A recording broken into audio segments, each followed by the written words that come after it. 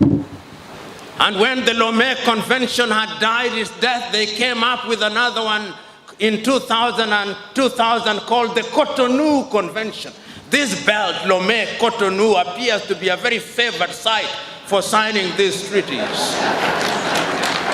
They signed yet another one in Cotonou to take over from the Lomé Convention. Once again, Africa, Caribbean, and Pacific, is it in their best interest that we should do well?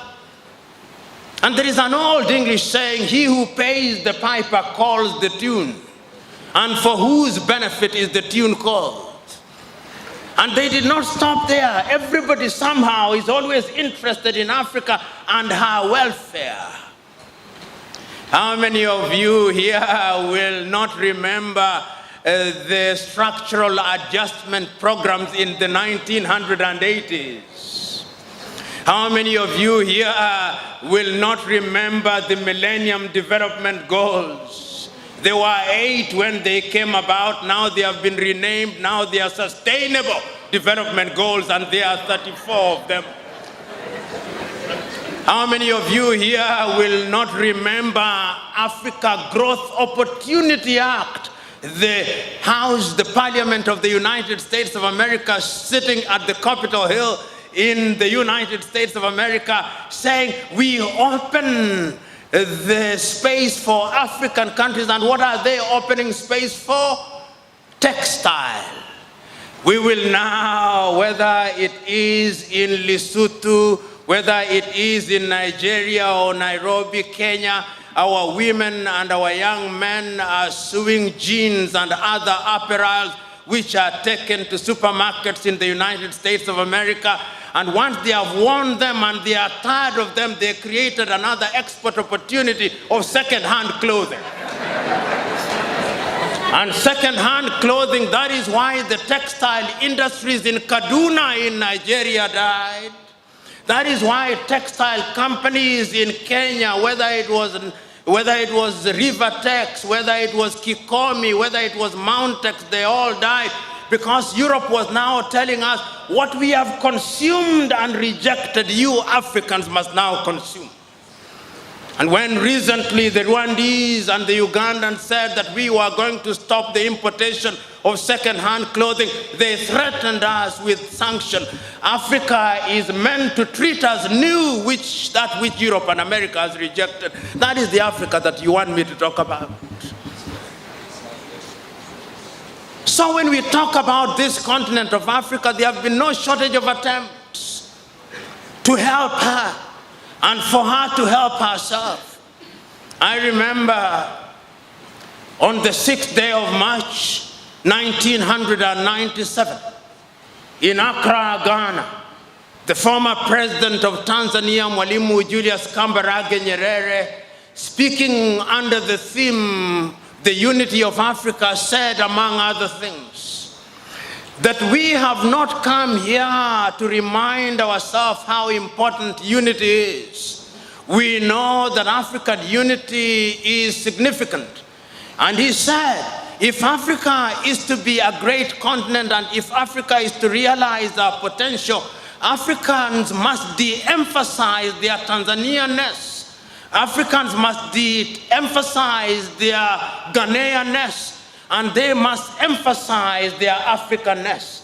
And he went on to say, I'm not naive in appreciating that we have long been in our little corners, but I'm telling us that out there in the world, they only know us as Africans. And he reminded the audience that there are times when he has gone to Europe and his own colleagues in the leadership in certain parts of the world will ask him what is happening in Senegal while he himself is the president of Tanzania.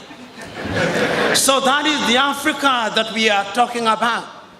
So there have been many initiatives to make Africa great. How many of us will forget the new initiative for African development under NEPAD, signed in the year 2001 in Lusaka, Zambia, when Africans took the view once again that in order to grow, we must work together. There have been no shortage of initiatives to bring Africa together. And I remember In the very early days, in the 1960s and in the 1970s, the grand project as conceived by Kwame Nkrumah, having failed to take off as it was designed to take off, many African countries took the view that the only way in which we could ultimately have the grand African agenda was to come up with regional development. So we came up with the East African Community, and indeed, I can remember so very vividly, because even in Africa, there were days when Africa worked in the early days. In the early days, many African countries were recording economic growth of anything between 6 and 7%. In the early days after independence, there were areas where Africa was growing in education. In the health, the indices had improved so that infant mortality and maternal mortality indices were positive. We could see that in agriculture, Africa was beginning to feed herself. Africa was adding value to her things. I remember in Nairobi, in public schools, young school children would receive textbooks and exercise books. I remember that classes had libraries. I remember that in those early days, the public transport systems worked. I remember in those days that our agricultural products were receiving the kind of prices that they ought to receive in the world market. I remember in those early days in countries such as Zambia, the kwacha was strong because the copper was being paid for rightly. I remember in those early days in countries such as this one, where cocoa, and in the neighboring Cote d'Ivoire, when cocoa was being transported and you are receiving the right price. I remember in those early days, diamond from Wadui in Shinyanga and diamond from Botswana and in Namibia were receiving the right price. There was a time in those early days when Africa was indeed moving in some direction. And I remember in East Africa when we had one common currency, when we had one airline, when we had one university, and things were moving. In the education sector, I remember students coming from Kenya and traveling to Fura Bay in Freetown. I remember hearing universities such as the University of Education at Winneba. I remember the University of Legon.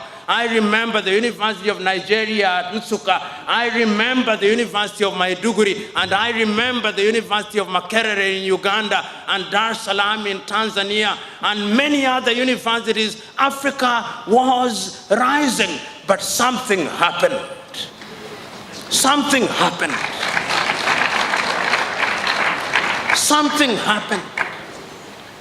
There are those who think that it was externally induced. They may be right.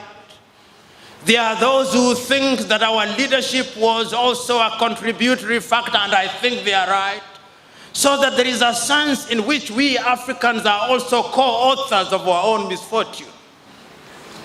We are co-authors in the sense that there is, and there have been opportunities to make us great.